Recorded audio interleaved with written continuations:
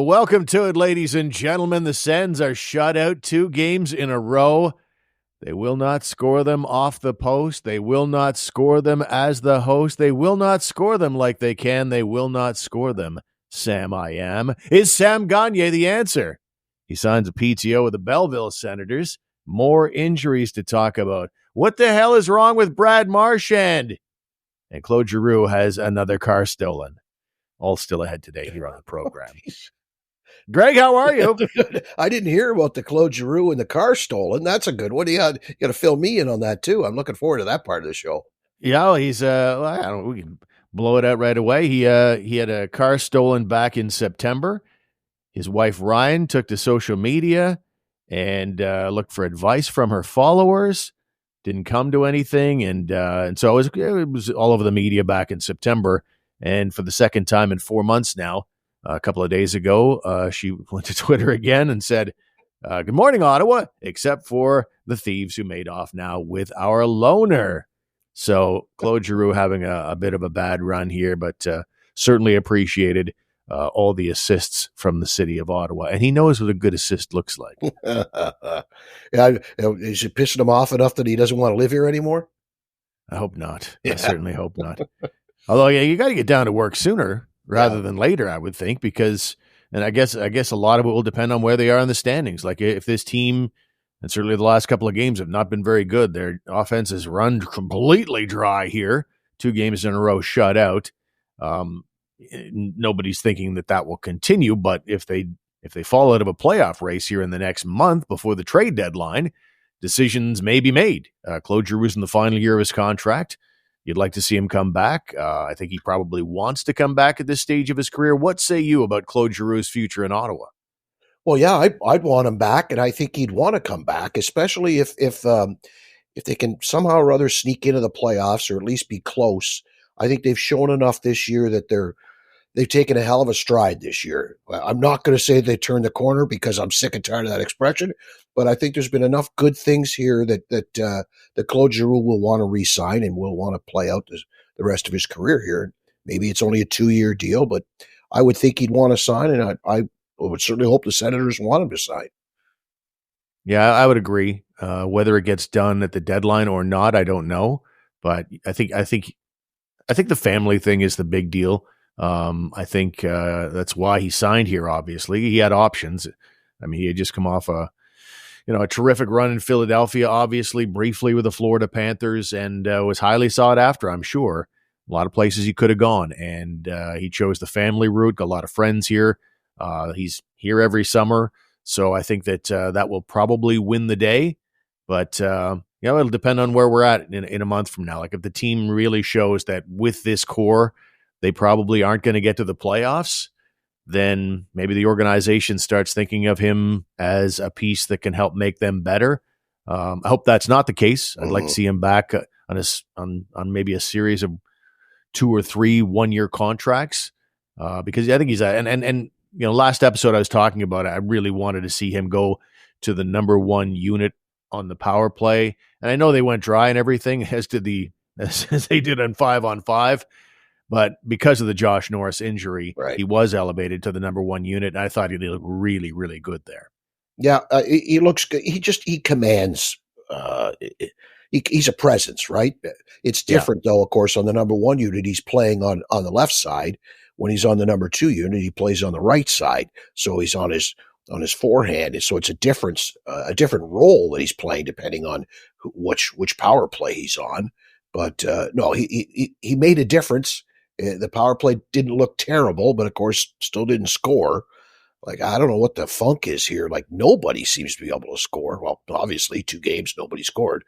It's this has gone on long enough now, boys. Like, let's get out of this. We need some goals here. I don't know whether it comes time for some dirty nose stuff. I was listening to the pregame show, and Dean Brown was talking about on the power play. If you look at the possession time in the offensive zone, the guys in this team that lead the team in power play possession time are the lowest guys in power play shot attempts. So the guys that have the puck the most are shooting at the least. There's probably something wrong there. It's probably the same could be said of 5-on-5. It's old school, but it's pucks to the net, people to the net, get your noses dirty, hack and whack, and rebounds, tips, deflections. Who cares? It's going to take some dirty nose goals to get out of this, I think. Yeah, I think so. And just one last thought on Giroux on the power play to kind of close that part of the discussion out. And it's again the power play didn't produce, but it's the processing, it's the spatial awareness, it's doing the right thing, moving to the right places, making the right decisions.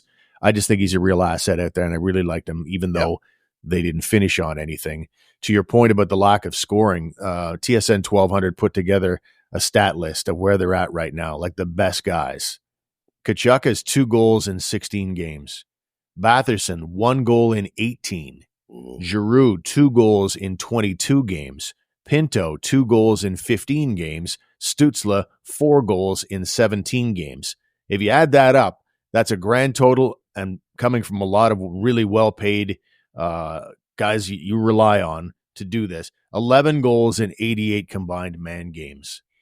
Insiders say that's not very good, and whether it's I think part of it, Greg, this is a group with the exception of Giroux that has not been here before, and I think that maybe it's a different deal when you're being chased rather than playing loose, patron saint of lost causes as they've been in recent years around this time.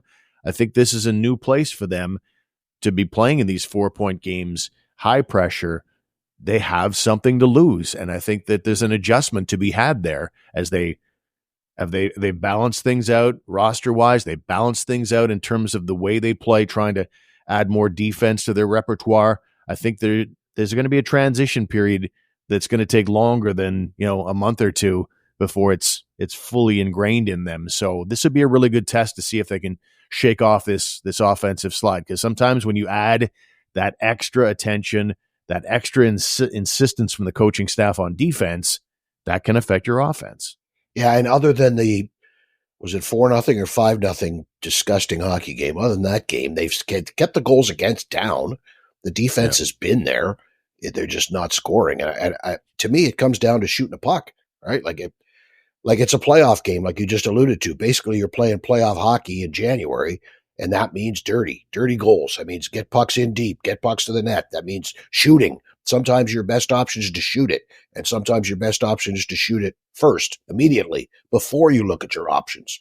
So they've got to get different habits from some of these guys who are more corner pickers, who are more snipers than they are dirty nose goals, right? You need to learn how to play that way and how to get those types of goals, how to make the plays that will lead to those kind of goals. And that's where they're lacking a little in their shot generation. Their chance generation just isn't the same. Maybe they lack Sam Gagner. There's not many guys in the league who've had 8 points in a single game, as Sam Gagner once did. I'd hazard a guess nobody has 8 points in a game in their career among active players. But Gagner has signed a professional tryout with the AHL's Belleville Senators.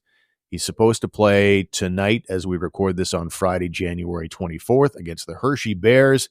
He is 35. He played 28 games for Edmonton last year with 10 points and also played with Bakersfield.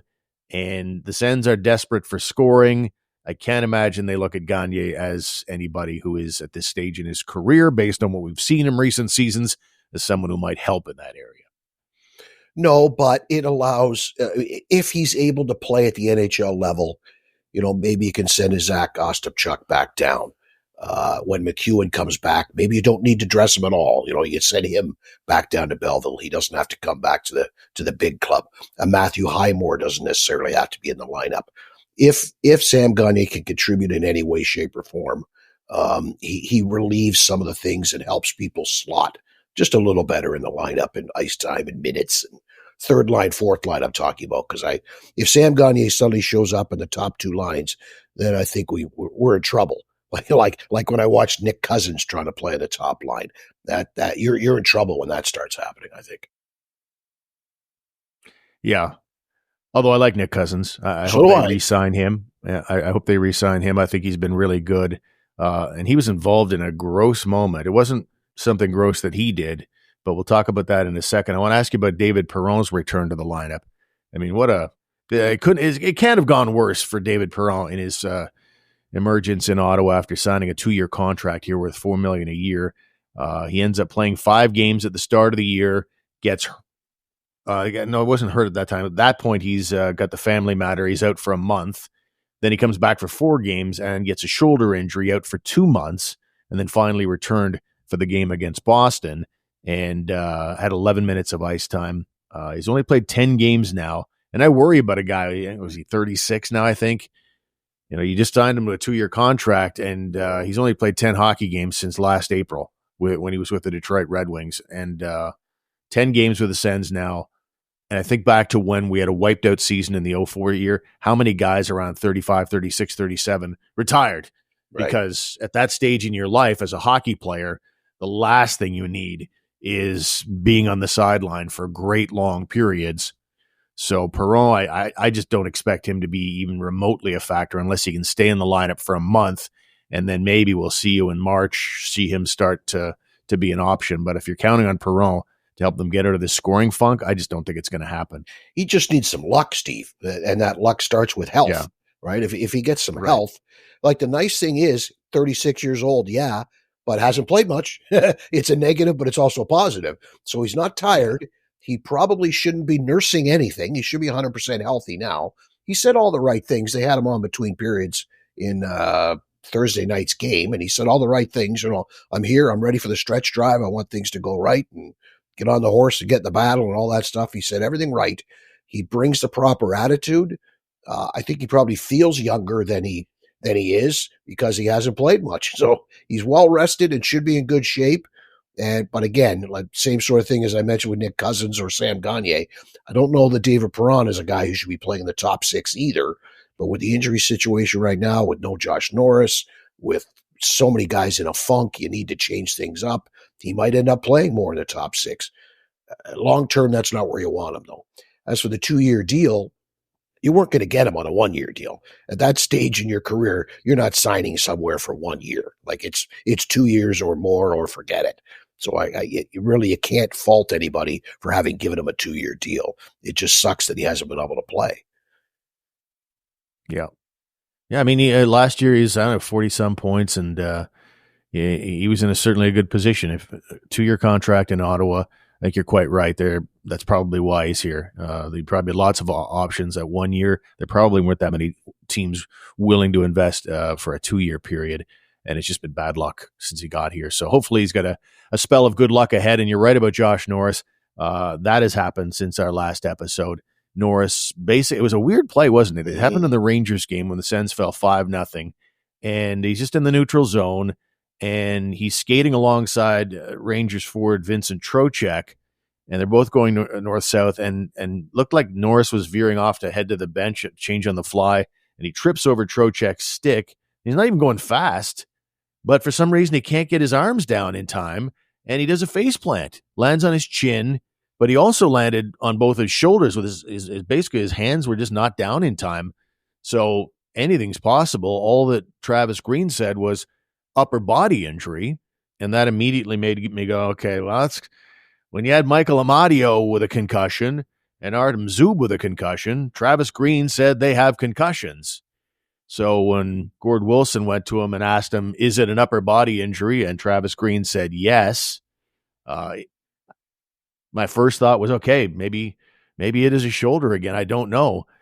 But with Travis Green, he's just so standoffish in general when it comes to conversations with the media, and even more so when you want to ask him about injuries. So it may be that Gord put that idea in his head, upper body, and Travis Green may have just said, yeah, just so he didn't have to talk about it. That's kind of how Travis Green is with the media. Point is, we don't know what it is. Could be a jaw. It could be concussion.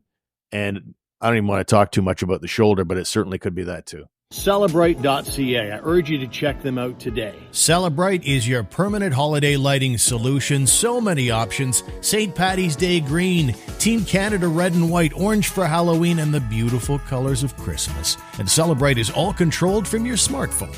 And Celebrate's installers were absolutely fantastic and professional. I urge you to check them out today. Celebrate.ca. It's a wobbly ladder.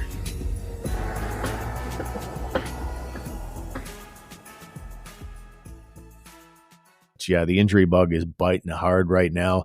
It wasn't just Josh Norris, who, by the way, is the leading goal scorer on this hockey club. He's he's kind of a Cy Young sort, not to the degree of Gaudette, who's really that. But in case of Josh Norris, he's got 17 goals and 10 assists, but he leads the team in goals. And so for him to be out for the weekend, it'll be Toronto on Saturday. That'll be a good game, an exciting game, and then Utah on Sunday. But they've also got Jake Sanderson. He's day-to-day. He was out in Boston, and Nick Jensen left both games. He left the game against the Rangers with about 5 minutes left, and he left the game against Boston as well, missing a lot of practices this week. That guy plays hard, and he is absolutely banged up right now, isn't he? Well, I'm hopeful maybe it's just the flu, because the flu was going around. There was a lot of them with it, so maybe he just, the flu gets to you.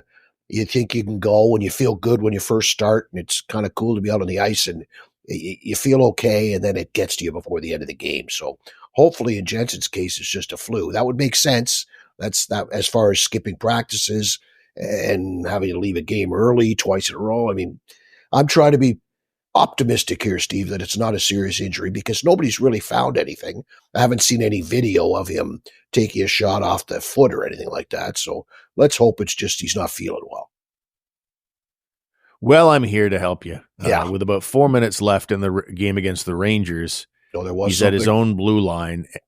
Yeah, and he did get caught up with – he had his skates caught up with a member of the Rangers, and so his left leg came sort of splaying out. Well, that's not good. And he left with about 4 minutes to go and did not return, and then didn't practice, and then left the Boston game a little early as well. So we shall see. Nobody practiced today on Friday, and we'll have a lot more in the way of answers, because Travis Green is so upfront when it comes to answers for these types of things. Bruce Garriock actually had a pretty good line, because on Twitter, the New Jersey Devils put out a very expansive, detailed description of Jacob Markstrom's injury, and that he's going to be out for this amount of time, and this is the nature of the injury. It was like 2 paragraphs. And I think Bruce, speaking on behalf of the local Ottawa media, was like, amen to that. Good job by the Devils putting out some information. People want to know these things. But man, Travis Green just does not like dealing very much with the media. There's sort of no matter what the question is, there's always sort of a tone of, I don't know why you'd be even asking me that right now. What's the matter? Yeah. Do I really have to do this? It's nothing to see here. What are you talking about? Yeah. I don't care. What do you want? Yeah, he's playing great. Yeah, what do you want? Playing great. Yeah, I like his game. Yeah, what do you want? I don't know. So moving on. The Boston game. I wanted to ask you about the what the hell is the matter with Brad Marchand? I know it's Nick Cousins. Yeah, I know it's Nick Cousins, and he rubs everybody the wrong way. But so does Brad Marchand. He literally rubbed Nick Cousins the wrong way. As the two of them are going off the ice in the Boston game, they meet at center ice, and another argument for why the benches are on the same side. But okay. So Marchand, for some reason, takes off his glove, and I don't know. It's just disgusting, because you know how gross those gloves are. And Marchand is apparently he keeps his gloves for years. Yeah, he never changes them. He's kept them for years, and he keeps repalming them, and they must be so filled with bacteria and such. And so when you pull your bare hand out of your glove, as Marchand did, and then you grab Nick Cousins around the throat, looking very much like Jean Chrétien in the Shawinigan Shake back in the day. And he basically it only lasted a couple of seconds, but I don't know. Is that not pretty much automatically unsportsmanlike contact? You would think that would be a penalty. Any league, any level, any gender, anywhere in the world, you would think that would be a penalty. Any sport, Steve, never mind that. Any sport, any league, any level, anywhere. You grab a guy by the throat, unless it's WWE, I can't see where that's allowed. And I don't care if it was only a second or two. it only takes a second or two to crush his larynx. Like, it doesn't take much time to squeeze the guy's throat. I was rather surprised by that one. And you could say, he choked him or he grabbed him, but then you go and look at the replay. Like, yeah, he took off his glove, pulled his hand out of his glove and grabbed him by the throat. How much more obvious do you need it to be? Like, come on. At least maybe some supplemental discipline. Okay, they missed it. It happened in a couple of seconds and nobody saw it, but send the video into the office and somebody give them something. Something should come of it, I would think, but apparently not. Yeah. I mean, the league just fires darts at the dartboard when it comes to discipline. It's not so much about the safety of a player or anything like that. And certainly the NHL has different rules for different players. Obviously McDavid got 3 games, so that's a pretty big suspension for the circumstances for the best player in hockey. But then you also have the Michael Amadios of the world who spent a month with a concussion, can't get back in the lineup after taking an elbow from, I forget exactly who it was. It was Desharnais from Vancouver, I think it was. And the NHL didn't even look at that. To my knowledge, there was no discussion. There was nothing. So we all know the NHL Department of Player Safety is as inconsistent as the Ottawa Senators are this year.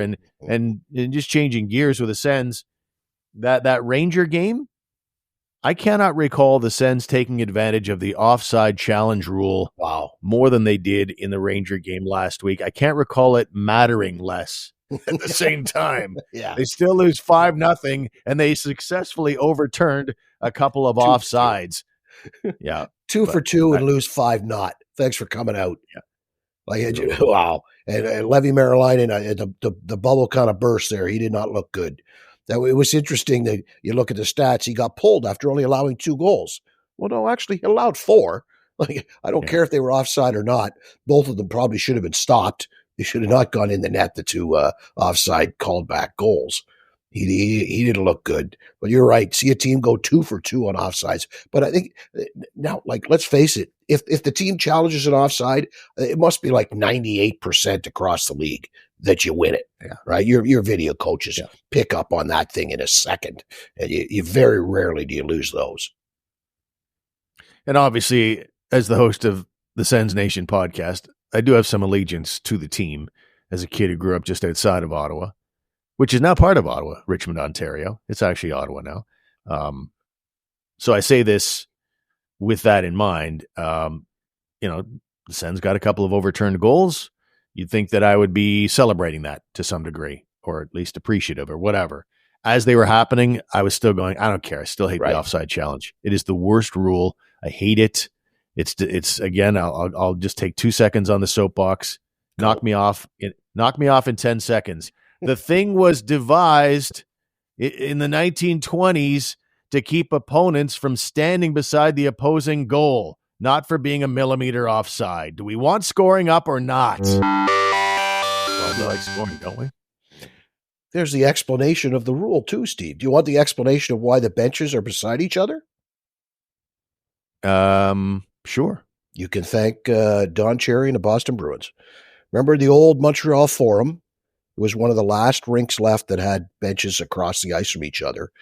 But the penalty box was right beside the Montreal bench. So when a Montreal player penalty expired, the guy basically, they didn't even have glass then. The guy could basically just slip over the sidewall and be on the bench, and you're back to 5 full man strength. But the Boston player had to skate all the way across the ice to get to the Bruins bench. So that's why the benches are side by side, so that it's fair and equal for both teams when a player comes out of the penalty box. Okay, I'm an innovator, right? Yep. I like to put the penalty boxes on opposite sides. No, I'm going even more innovative than that. You put them in a giant canvas sack at center ice. It lowers from the ceiling, and they have to dangle over the ice surface like that San Jose Shark mascot that got caught in a pregame one time. And then when your penalty's up, they lower you to the ice, and you have to get out of the bag yourself because it's over your head and everything. I don't want you sticking out of it or anything. You're in the sack. You have to get out of the sack now and then you can rejoin the fray, and it'll be the linesman's job to pick up the sack as the play continues. And Innovation! And you get free. And you get free. I was going to say, you feel shame in the bag, and then you get free. I was going to say, like, just one penalty box is on the side beside that bench, and one penalty box is on the other side beside that bench. Done, no problem. Anyway, yeah, that works too. I guess if you want to be sensible, certainly that wasn't my intent. So the next two games, they had to completely change the Civic Center when the Senators came back and played out of the Civic Center when they first started. The benches, of course, for an OHL game are on opposite sides, and they still are to this day. But when the NHL was there, they put them both on the same side, on the tall side, and that was one of Rick Bonus's biggest complaints. Couldn't they at least put the benches on the other side so my players don't have to sit on the bench and look up at a 25-foot high brick wall? They can at least see the fans, and we put the benches on the other side. So now we're right into bench trivia here, Steve. Yeah, no doubt. Rick Bonus, he was great. I mean, I'm old enough to have been around in the early days of the Ottawa Senators, and he was here for the first 3 seasons, I think it was, and right up until today. They've even got him, working on Hockey Night in Canada every once in a while. He's just one of the game's good guys, and always gracious. Whether it's a moronic question from the media or a well thought out one, he always gave long and gracious answers. Then you have Travis Green. He's a good player. Yeah, he's a good player. He played well. Yeah. Power play's going good. Yeah. Always get her looks. Yeah, looks. Yeah. I still say that I don't know what the exact power play shot attempts, like 72 shot attempts in that game. Wow, that's a big number. But I bet the power play shot attempts are nowhere near the same ratio. Yeah, I wish NHL.com had the time to, because they have all these stats almost in real time. It's great. Yeah. But it'd be nice to have, of those 72 shot attempts, how many were dangerous? Right. It'd be nice to have that on the stat sheet as the game goes on, because that tells me a lot more. Yeah, there was a lot of perimeter play in that game for sure. But I thought that, to his credit, Anton Forsberg looked amazing again. He had a really, really good hockey game, and unfortunately for him, as was the case a couple of weeks ago against Detroit, he didn't come away with a dub. More than a couple of weeks ago now, I guess. But so a bit of hard luck there. But he's starting to show that he's not the bum that a lot of Sens fans thought he was. You're directing that at me a little bit. No. I'm on record as not a Forsberg fan. But it's nice because Marilainen slipping a little, or maybe returning to leveling off, returning to his normal level, however you want to look at it. To have Forsberg step up is really good, right? And the long conversations that we've had a couple times now about what do you do when everybody's healthy. It makes it easier. If Forsberg's playing well, it makes it real easy to just send Marilainen down, and Allmark returns, and he plays with Forsberg the way it was supposed to be all along, and everything's hunky-dory. Right. Yeah. I mean, Marilainen, I thought I didn't think he had a brutal game, but he wasn't this, immortal, stops everything insane. Like, he had out of 4 games, he had 3 regulation shutouts. Mm-hmm. And so obviously he came down to earth a little bit in that one game, but we'll see. It's hard to say what he is when he's only 22. Maybe I don't think he's going to be that good as he was in that 4 or 5 game stretch, but maybe that's a one-off and he gets it going again, because they're going to need somebody out there stealing hockey games for them, whether, whichever the 3 it ends up being. Right. They're still not at a place where they're playing this immaculate defense where they can get away long-term without sublime goaltending. And the earlier Boston game was an exciting game, was a great win, and 2 late goals with the goalie pulled. But don't lose sight of the fact that Marilainen gave up 5, right? And then he gave up 4 to the Rangers in not even 2 periods. So he's I don't want to say he's slumping or he's terrible. I just want to say he's coming back down to the bar, whatever the bar is. Like, he's nowhere near going to be able to maintain that pace that he was on. So he's just kind of returned to to the whatever level he probably belongs at or what he is at. So it's nice that, like I said, it's nice though that now to make it simple. Forsberg stays, Carolina goes down, Ullmark grabs the reins and wins 15 to 20 or so down the stretch here, and we're into the playoffs. We just talked about a guy like Perron in his 30s. Now, Ullmark's not as old as Perron, but they're still going to, I mean, the guy hasn't played a lot of hockey lately, so to be asking him to step up in the middle of a playoff chase or trying to hold on to a playoff spot, however you want to regard it, it might be a bit aggressive for him. Asking him to come up and be an absolute stud right out of the gate, there's going to be some rust to knock off for him if and when he gets back in the lineup this season. And it starts, this is a busy weekend when they got a Saturday, Sunday again. They'll be taking on the Leafs in Toronto, and then they take on Utah on Sunday. It's kind of weird, like 82 games in a regular season and only 3 are against the Toronto Maple Leafs. Like they're a great rival. Mm-hmm. I know they only play 4 against the other Atlantic teams, so it's not a huge deal, but it seems to me that 3 seems like a pretty small number. I've always said I'd like to see more divisional play during the regular season. Not quite as much as we saw during the COVID season where it was an all-Canadian thing, and we seemed to get it was all Canadian teams, and they play the Oilers like 10 or 11 times and lose to them 10 or 11 times. So I don't want that, but I would like to see a better scenario than 3 and 4 games against their divisional opponents. Yeah, I'd like to see it be 6.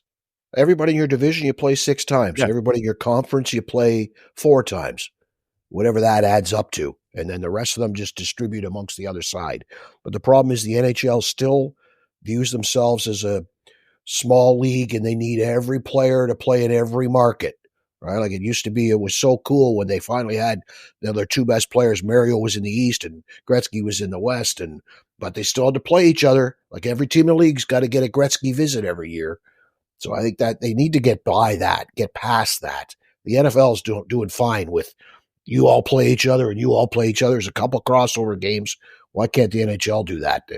The whole idea of it has to be balanced and this many against division opponents and this many against them. It's silly to only play the Leafs 3 times. Only one of them this season in Ottawa. One of them next season will be in Toronto.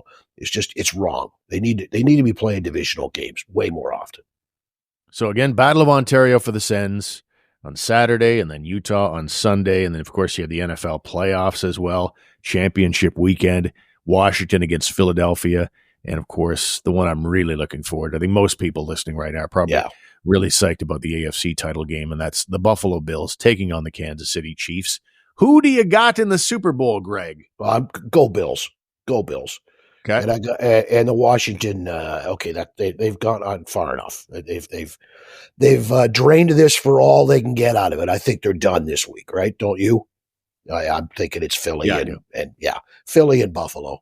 I don't know that Buffalo's going to win, but that's who I want to win anyway. But Philly for sure. Yeah, I'll be cheering for the Bills, and I'm as far as who I think is going to win, though, I'm still going to go with the Chiefs. Yeah. It's always hard to knock off the champs, and the Bills are a great team, but Kansas City is still the champs, and they still managed to get here. They don't look like they're as good as they've been in the past, but they just always find a way. And so I'm going to go KC and the Eagles in the Super Bowl, but we shall see. And it's going to be a great weekend of sports. We hope you enjoy it. We hope you enjoyed this show today. Don't forget that our website is sensnationhockey.com, and I urge you to check out the Hockey News. Some changes coming up at the Hockey News Ottawa website. We're going to be changing our platform a little bit. You'll notice in the coming week or two, so keep an eye on that. But we're at thn.com/Ottawa. The URL will not change, but the look will. You'll see in the coming weeks. So stand by for that. And thank you for the support on that front as well. Greg, enjoy your weekend, and we'll talk to you next time. Yes, sir. See you, Steve.